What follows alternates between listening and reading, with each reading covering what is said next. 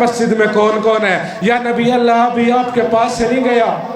نبی کہتے ہیں بالکل ہمارے پاس سے گیا، مجھے گلی میں کہہ رہا تھا مجھے نہیں معلوم، جا کے خود دیکھ لے، سلمان نے میرے ساتھ کی ہے غلط بیانی، اب آپ پہلے سلمان سے پوچھے اس نے ایسا کیا کیوں؟ نبی کہتے ہیں جا سلمان کو بلا کے لے آ۔ سلمان تھے کدھر؟ اپنی عادت پہ سلمان دروازہ بطول پہ کھڑے تھے، یا بندے نے آ کے کہا سلمان مڑ کے دے کے کہتے ہیں آہستہ بول، تجھے نہیں پتا اس دروازے کی عزت ہے کیا؟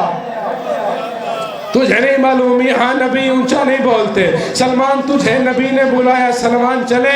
جب سلمان آئے نبی نے پوچھا سلمان یہ کہہ رہا ہے تو نے اس سے غلط بیانی کی ہے؟ کہتا ہے یا نبی اللہ اس سے پوچھے، اس نے مجھے گلی میں کہا میں نہیں جانتا مسجد میں کون ہے، اور ابھی آپ کہہ رہے ہیں ہمارے پاس سے اٹھ کے گئے۔ نبی کہتے ہیں سلمان اپنا عمل ان پہ ظاہر کر۔ سلمان کہتا ہے یا نبی اللہ بھی پچھلے جمعے کے خطبے میں آپ نے ارشاد فرمایا جیسے اللہ کو میں اور علی جانتے ہیں ویسے اللہ کو جانتا کوئی نہیں۔ پھر آپ نے فرمایا جیسے میں مصطفیٰ کو اللہ اور علی جانتے ہیں ایسے تم میں سے جانتا کوئی نہیں۔ پھر آپ نے تیسری مرتبہ ارشاد فرمایا جیسے علی کو میں اور اللہ جانتے ہیں ایسے جانتا کوئی نہیں۔ پھر آپ خود بتائیں اسے میں کیسے بتاتا؟ میں سلمان ہوں، نہ میں اللہ، نہ محمد، نہ علی، میں اس کو کیسے یا علی میں اس بندے کو کیسے بتاؤں؟ اور پھر سلمان دروازہ بطول پہ اتنی عقیدت سے جاتے تھے۔ ایک بندے نے پوچھ لیا سلمان 5 نمازوں کے بعد دھوتا بطول کے دروازے پہ ہے، بتانا بطول کے دروازے میں جو لکڑی ہے وہ کس درخت کی لگی ہے؟ سلمان ہاتھ پکڑ کے کہتے ہیں آج کے بعد مجھ سے سوال نہ پوچھنا، میں بطول کے دروازہ دیکھنے نہیں جاتا، بطول کے دروازے پہ سجدہ کرنے جاتا۔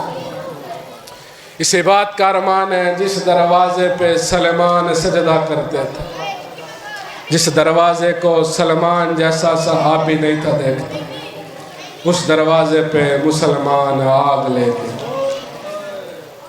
بی بی پاک کی شہادت میں نے نہیں پڑھی، نہ میری جرت ہے نہ میں پڑھ سکتا، آخری ذاکر کا ویسے بھی حق ہے وہ پڑھے گا۔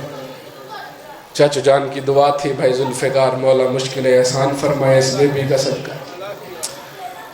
اللہ کی پوری کائنات میں حسین وہ واحد مظلوم ہے، اللہ کی پوری کائنات میں حسین واحد مظلوم ہے، جس کے سامنے مسلمان اس کی ماں کو بھی مارتے رہے، جس کے سامنے مسلمان اس کی بیٹی کو بھی مارتے رہے۔ جب ماں کو مارتے رہے ماں کو چھڑانے والا کوئی نہیں تھا، جب بیٹی کو مارتے رہے بیٹی کو چھڑانے والا بازو کٹوا کے۔ اللہ کی پوری کائنات میں واحد مظلوم ہے حسین، جس کے سامنے شمر نے حسین کی بیٹی کو مارا، اور ایک مرتبہ نہیں مارا، اس کا جدھر دل کرتا تھا نا معصومہ کو سید آزادی سمجھ کے بڑی عزت کے ساتھ پکڑتا تھا، پکڑ کے سیدہ کے چہرے پہ تماچا مارتا تھا۔ سپاہی نے پوچھ لیا میں کربلا سے چلا تیرے ساتھ، وہ آگے دیکھ شام آ گئی، سارے راستے تو اس بچی کو مارتا ہے کسی اور کو کیوں نہیں مارتا؟ یہ لائن ہنس کے کہتا ہے کربلا میں نے حسین کی گردن پہ 13 ضربیں چلائی، حسین آئے کرے گا، 13 ضربوں پہ حسین نے آئے نہیں کی۔ اس وقت حسین کی آئے نکل گئی تھی جب 6ویں ضرب پہ میں نے حسین کے بال چھوڑ کے معصومہ کے برقے میں ہاتھ ڈالا تھا، میں نے پہلا تماچا معصومہ کو مارا تھا، اور نیز سجدے کی حالت میں حسین نے کہا تھا غازیہ دیکھ اب میں غریب ہو گیا۔ تب سے میں نے فیصلہ کر لیا میں نے جدھر حسین کو رلانا ہوا میں حسین کی 4 سالوں کی بیٹی کو ماروں گا۔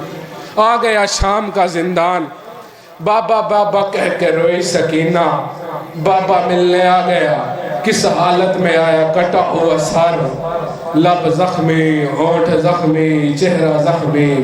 سجاد کو کہہ رہی تھی سجاد بھیا بابا کا سر میرے سینے پہ رکھ.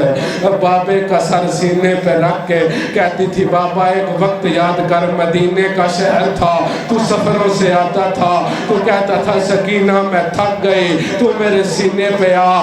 بابا میں تیرے سینے پہ آتی تھی تو میرا منہ چوم کے کہتا تھا سکینہ میری تھکاوٹ اتر گئی. اور رو کے کہتی ہے بابا دیکھ وقت کیسے بدلا.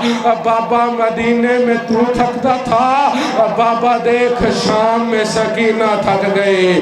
بابا انہوں نے بڑا مارا، بابا گھوڑوں کے ساتھ دوڑاتے رہے، بابا اونٹوں پہ باندھتے رہے، بابا تیرے قاتل مارتے رہے. بابا تجھے کیا بتاؤں بابا آنکھیں کھول، بابا دیکھ میرے در اتر گئے.